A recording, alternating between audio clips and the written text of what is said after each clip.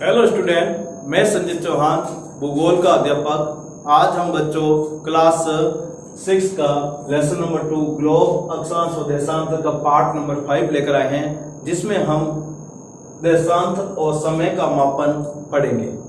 बच्चों, इससे पहले जो हमारा जो वीडियो था उसके अंदर हमने अक्षांश, देशांतर, विषुवत रेखा, ग्लोब और ताप कटिबंध आदि के बारे में पढ़ा। ताप कटिबंध हमारे कितने भागों में बांटा गया है और किसने बांटा, ये सब मैंने आपको हमारे जो पिछला वीडियो था उसके अंदर बताया। आज हमारा जो वीडियो है बच्चों वो है देशांतर और समय का मापन। इसमें हम देशांतर के आधार पर समय का ज्ञात कैसे किया जा सकता है उसके बारे में पढ़ेंगे। तो हमारा जो पहला बिंदु है वो समय को मापने का सबसे अच्छा साधन पृथ्वी, चंद्रमा और ग्रह की गति है। देखो पहला बिंदु क्या कहा गया है बच्चों, देखो समय को निर्धारण करने के लिए सबसे महत्वपूर्ण जो तत्व है या साधन है वो है पृथ्वी। क्या है? पृथ्वी। पृथ्वी आपको मालूम ही है, पश्चिम से पूर्व की ओर जब गति करती है या घूर्णन गति करती है, उससे माध्यम से हम 24 घंटे का निर्धारण कर लेते हैं, क्योंकि 360 देशांतर को पार करने के लिए लगभग 24 घंटे का समय लगता है। यदि हम चंद्रमा की बात करें, चंद्रमा जब पृथ्वी के चारों ओर चक्कर लगाता है उस समय उसका समय लगता है 27 दिन। कितना लगता है बच्चों? 27 दिन। उसके माध्यम से भी हम समय का निर्धारण कर सकते हैं। उसके अलावा जो चंद्रमा रात को समय एक स्थान से दूसरे स्थान पर जब गति करता है उसके माध्यम से ही हम समय का निर्धारण कर सकते हैं, क्योंकि चंद्रमा जो अपनी स्थिति किस तरह बदलता है उसी के आधार पर समय का निर्धारण होता है। ग्रहों की गति आपको मालूम है, जो ग्रह होते हैं वो पृथ्वी के चारों ओर चक्कर लगाते हैं। ग्रह जो होते हैं जो सूर्य के चारों ओर क्या लगाते हैं? चक्कर लगाते हैं। जो सूर्य के चारों ओर जब चक्कर लगाते हैं तो उस समय कितना समय लेता है, उस समय के आधार पर भी हम समय का निर्धारण कर लेते हैं। हम एग्जाम्पल के रूप में पृथ्वी के बारे में लेते हैं। पृथ्वी जो सूर्य के चारों ओर जो चक्कर लगाती है उस समय 365 दिन लगाती है, और इससे हमें पता चल सकता है कि एक वर्ष के अंदर कितने दिन होते हैं और एक दिन के अंदर कितने घंटे होते हैं, और एक घंटे के अंदर कितने मिनट होते हैं, और एक मिनट के अंदर कितने सेकंड होते हैं। उन सब का निर्धारण कर सकते हैं। दूसरा बिंदु लेते हैं बच्चों, सूर्य उदय और सूर्य अस्त प्रतिदिन होता है। आपको मालूम है सूर्य उदय और सूर्य अस्त है वो रोजाना होता है, आपको खुद को ही मालूम है। और सब सूर्य उदय और सूर्य अस्त रोजाना होते हैं, तो उस आधार पर हम पता लगा सकते हैं कि सूर्य उदय और सूर्य अस्त के बीच में कितना समय होता है और किस समय पर सूर्य किस स्थिति में निर्धारण करता है। अतः स्वाभाविक है कि यह पूरे विश्व में समय का निर्धारण का सबसे अच्छा साधन है, और सूर्य उदय और सूर्य अस्त की जो प्रवृत्ति है वो विश्व के अंदर समय निर्धारण का सबसे अच्छा साधन है, क्योंकि ये जो दो प्रवृत्ति है सूर्य उदय और सूर्य अस्त विश्व के सभी देशों के अंदर देखने को मिलता है। इसलिए समय का निर्धारण करना भी क्या होगा? आसान होगा, और सभी देशों के अंदर एक ही सिद्धांत से समय का निर्धारण आसानी से किया जा सकता है। बच्चों, मैं आपको एक सवाल जीके का बताता हूँ। सूर्य उदय का जो देश है उसे जापान को कहते हैं। सूर्य उदय का जो देश है उसे किसे कहा जाता है बच्चों? जापान को, क्योंकि सबसे पूर्व में स्थित जो देश है वो जापान है, जहाँ सबसे पहले सूर्य उदय होता है। और यदि हम बच्चों भारत की स्थिति के आधार पर यदि हम बताते हैं तो भारत के अंदर सबसे पहले जो सूर्य उदय है वो अरुणाचल प्रदेश में होता है। कहाँ पर होता है बच्चों? अरुणाचल प्रदेश में। तीसरे बिंदु, समय का अनुमान सूर्य के द्वारा बनने वाली परछाई से भी लगाया जा सकता है। देखो समय का जो निर्धारण है या स्थानीय समय का जो निर्धारण है वो सूर्य द्वारा बनाई जाने वाली जो परछाई है या बनने वाली जो परछाई है उसके माध्यम से भी हम लगा सकते हैं। देखो स्थानीय समय या लोकल समय जो सूर्य के द्वारा ही निर्धारण होता है। आप एक एग्जाम्पल के रूप में बताते हैं कि हमारे दादाजी बिना घड़ी से भी हमें समय का बता देते हैं। क्यों बता देते हैं? कि वो सूर्य की स्थिति को देखते हैं और उसके साथ हमारी परछाई को देखते हैं, और परछाई और सूर्य की स्थिति के आधार पर वो समय का क्या कर देते हैं बच्चों?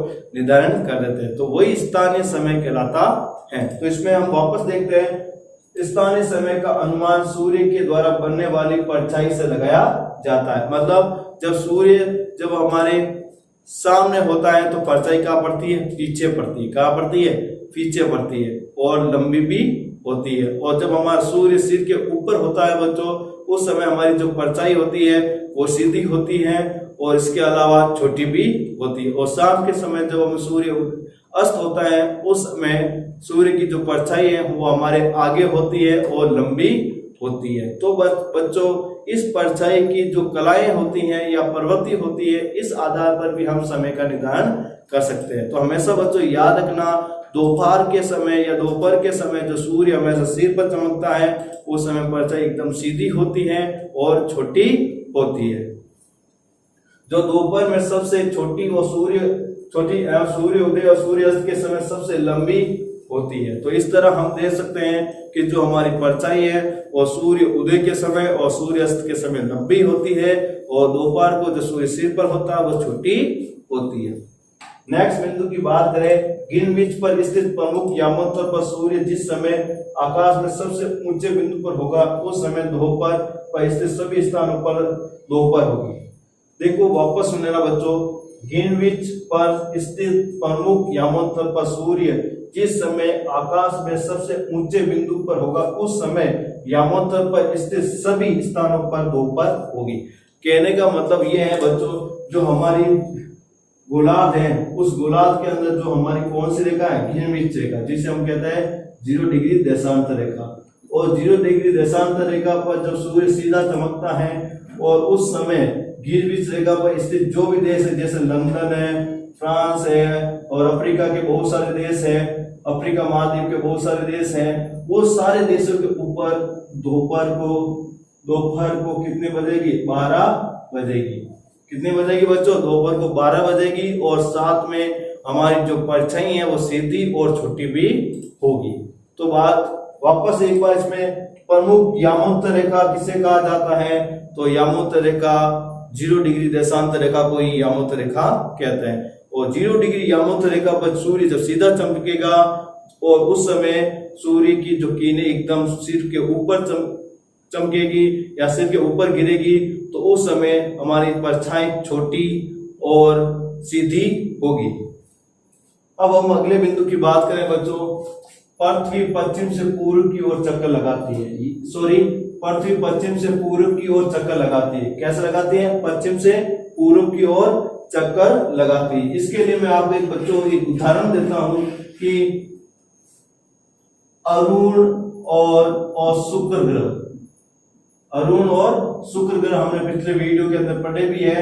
ये जो दो ग्रह हैं वो पूर्व से पश्चिम की तरफ चक्कर लगाते हैं। तो हमने देखा बच्चों, अरुण और शुक्र जो ग्रह है वो हमेशा जो अपनी परिक्रमा है वो पूर्व से पश्चिम की तरफ ही करता है।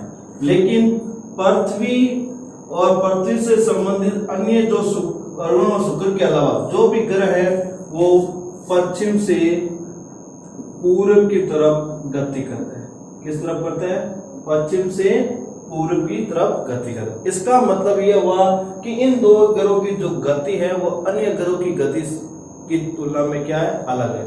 और वो भी गति कैसी, घूर्णन गति। कैसी बच्चों, घूर्णन गति।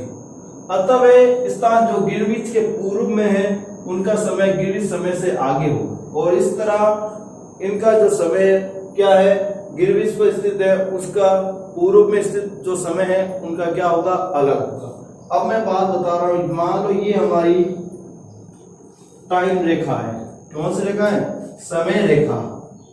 और समय रेखा पर हम अलग अलग समय बनाएंगे।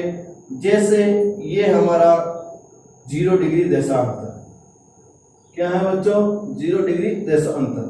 अब 0 डिग्री देशांतर क्या कहलाती है, हमारी ग्रीनविच रेखा। कौन सी रेखा कहलाती है बच्चों, ग्रीनविच रेखा।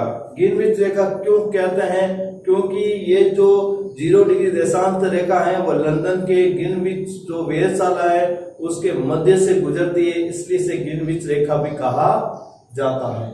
अब इसके अलावा हमने क्या पढ़े, ग्रीनविच के पूर्व में ये साइड कौन सी है, पूर्व, और ये साइड कौन सी है बच्चों, पश्चिम।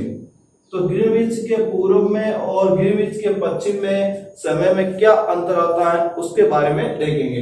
ग्रीनविच के पूर्व के अंदर समय क्या होगा, बढ़ेगा या आगे रहेगा, और आगे देखते हैं उनका समय ग्रीनविच से आगे होगा तथा जो पश्चिम में है उनका समय क्या होगा, पीछे होगा, मतलब घटेगा, मतलब पीछे होगा। तो ये बात हमेशा याद रखना है, ग्रीनविच रेखा के पूर्व में हमेशा समय बढ़ेगा और ग्रीनविच रेखा से पश्चिम में यदि जो देश है उनका समय घटेगा। एग्जाम्पल के रूप में हम 15 डिग्री देशांतर के अनुसार लेते हैं। 15 डिग्री देशांतर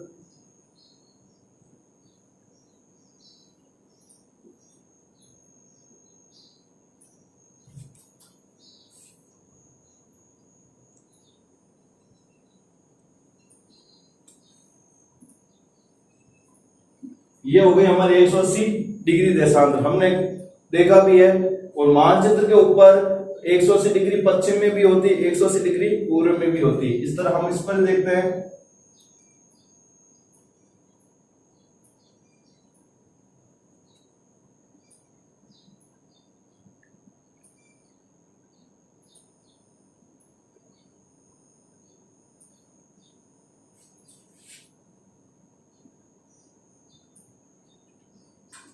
ये हो गई हमारी समय रेखा।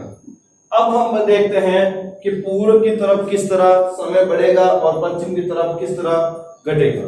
तो अपन ले लेते हैं, जैसे कि अपन के ग्रीनविच रेखा पर कितने बजे, 12 को दोपहर के कितने बजे हैं, दोपहर पर 12। और हम उदाहरण ले रहे हैं अभी भारत का, किसका ले रहे हैं, भारत का। और भारत कितने डिग्री देशांतर पर स्थित है बच्चों, 82 डिग्री 30, या फिर अपन शॉर्ट लिख देते हैं 82.5 डिग्री।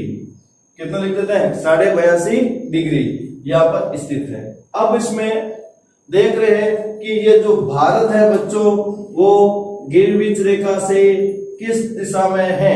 पहली बात तो यह है, तो भारत है वो ग्रीनविच दिशा के अनुसार या ग्रीनविच रेखा के अनुसार देखें तो कौन सी दिशा में, पूर्व में। पहली बात तो यह देखना है। दूसरी बात, इनका जो देशांतरीय विस्तार है या देशांतर है वो कितना है, मानक देशांतर। तो भारत का मानक देशांतर कितना है, 82 डिग्री 30 मिनट। कितना है बच्चों, 82 डिग्री 30 मिनट। और हमारी जो ये बिंदु भी क्या कह रहा है बच्चों, यदि ग्रीनविच रेखा से पूर्व में जाएंगे चाहे कोई भी देश हो उसमें समय क्या होगा, बढ़ेगा। तो सबसे पहले हम इसी उदाहरण से समझते हैं कि ग्रीनविच पर 12 बजे है और हमारे भारत के 82.5 डिग्री देशांतर पर क्या समय होगा, बढ़ेगा या घटेगा। लेकिन बढ़ेगा या घटेगा के लिए पहली बात हमारे समझ में आ गई है, पूर्व में इसका मतलब बढ़ेगा, ये तो बात फिक्स है। अब बढ़ेगा तो कितना बढ़ेगा उसके लिए मैं समझा रहा हूँ एग्जाम्पल के माध्यम से। इसका आंसर देखते हैं, जैसे अ पर स्थित देश है वहां पर कितने बज गए, 12, जो कौन सा कहते हैं, देशांतर पर है। कौन सा देशांतर पर है, 0 डिग्री देशांतर पर, तो इसको अ मान लिया। अब भारत का कितना है, 82.5 डिग्री। तो आपने देखा होगा 82.5 डिग्री,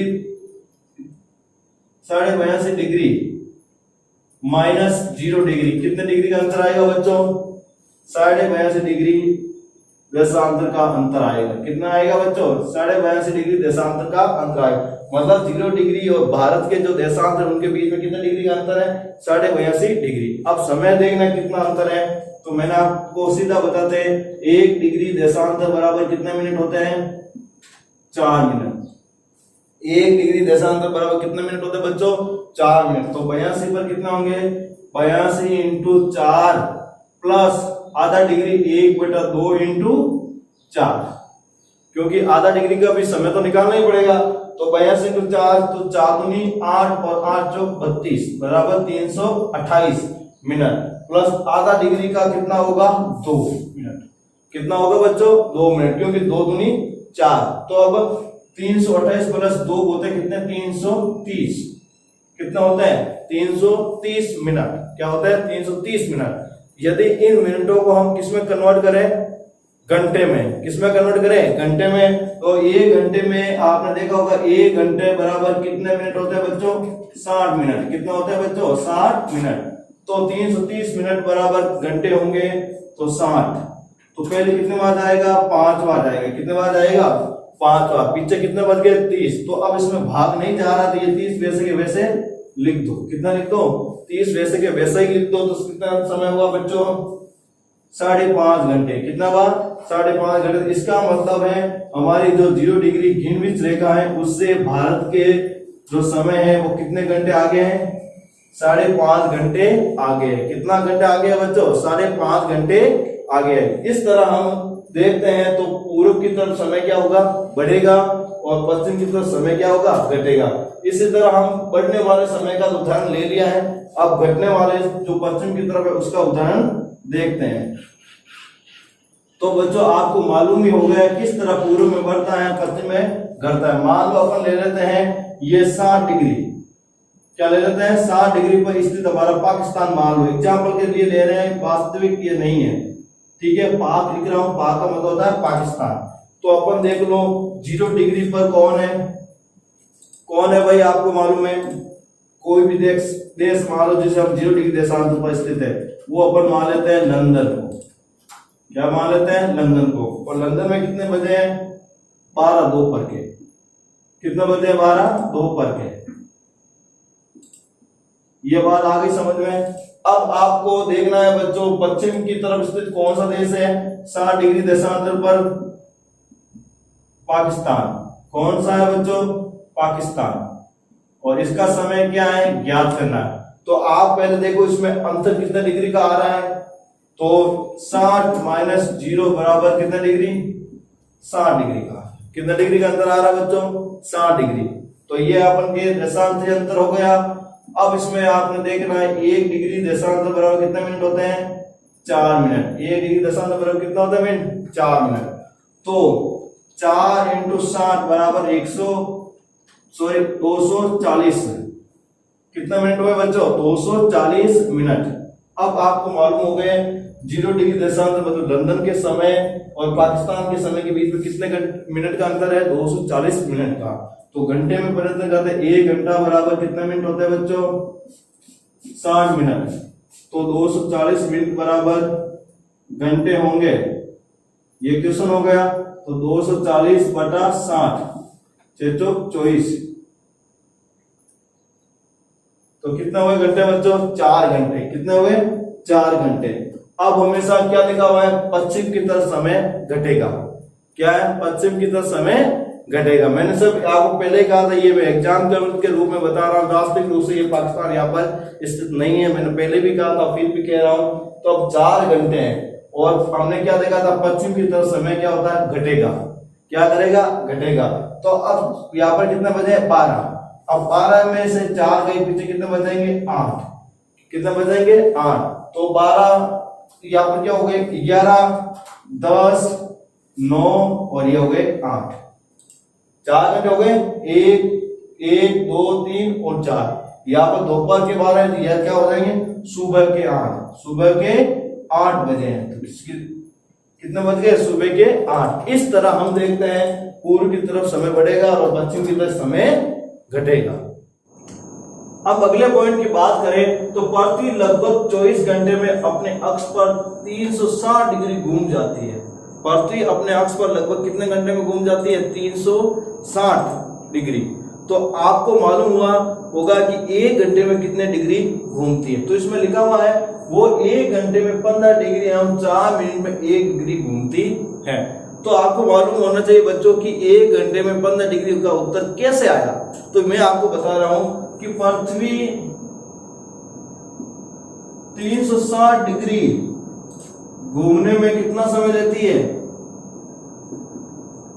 24 घंटे लेती है।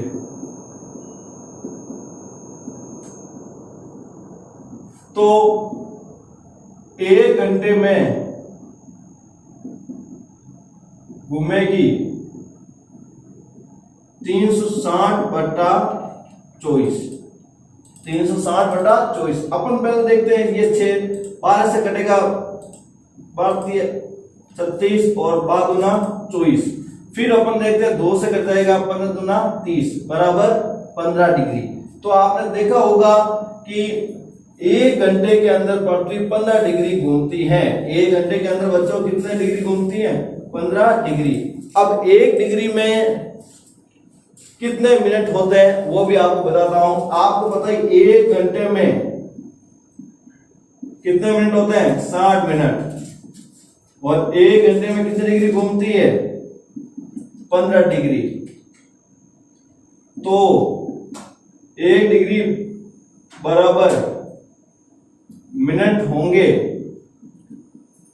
तो आप देखिए 60 बटा 15 के अंदर 60 के अंदर 15 के बाद कितने बार जाएगा बच्चों?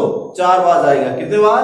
4 बार। तो कितने मिनट हुए? 4 मिनट। तो 1 डिग्री बराबर कितने मिनट होता है? 4 मिनट। तो इसी में यही पॉइंट मैं बता रहा हूं कि पृथ्वी लगभग 24 घंटे में कितनी बार घूमती है? 360 डिग्री जो देशांत है उनको पूरा एक चक्कर लगा लेती है।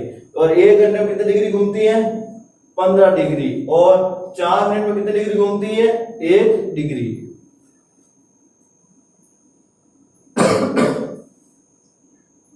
किसी भी स्थान पर जब सूर्य आकाश में अपने उच्चतम बिंदु पर होता है तो दोपहर में उस समय घड़ी में 12 बजते हैं। देखो जब सुबह के समय अपन देखते हैं उस समय सूर्य हमारे क्षैतिज होता है, लेकिन दोपहर तक देखते हैं तो सूर्य हमारे सिर के ऊपर चमकता है। और उस समय सूर्य उच्चतम बिंदु पर होता है, इसलिए वहां पर कितने बजते हैं? 12 बजते हैं। इस तरह बच्चों आपको मैंने देशांतर और समय का मापन कैसे किया जाता है, किस तरह हम समय का निर्धारण कर सकते हैं और समय के निर्धारण के लिए कौन से साधन हैं, उन सब के बारे में बताया। तो अपन नेक्स्ट वीडियो के अंदर हम अलग अलग देशों का समय किस तरह निकाल सकते हैं उदाहरण के माध्यम से समझेंगे। धन्यवाद।